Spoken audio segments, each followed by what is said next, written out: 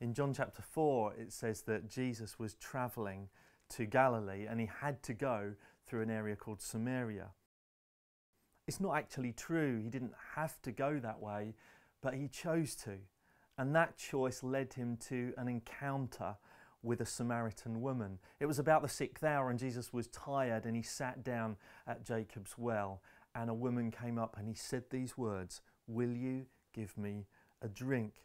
In doing so, Jesus was crossing boundaries. In Kester Bruin's book, The Complex Christ, he describes them as dirt boundaries, lines that we are not allowed to cross, lines that define who is clean and unclean, who is in and who is out, who's acceptable and who's not. And for the Jews, Samaritans were not acceptable.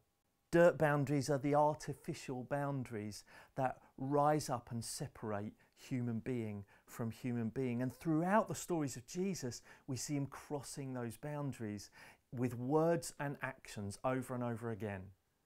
When he meets Zacchaeus, he says, "I'm coming to your house for tea."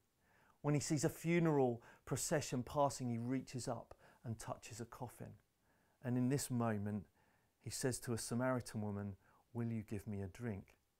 "How can you, a Jew, ask me, a Samaritan, for a drink?" she says. Easily, just like this. You're a human being, made in the image of God, made in the image of my Father. You're fearfully and wonderfully made. You are beloved.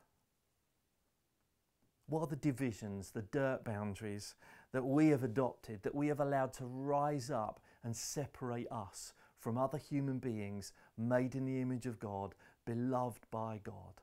Let's think about that today and think about ways that we can step across dirt boundaries and reach out in simple words and actions to other human beings.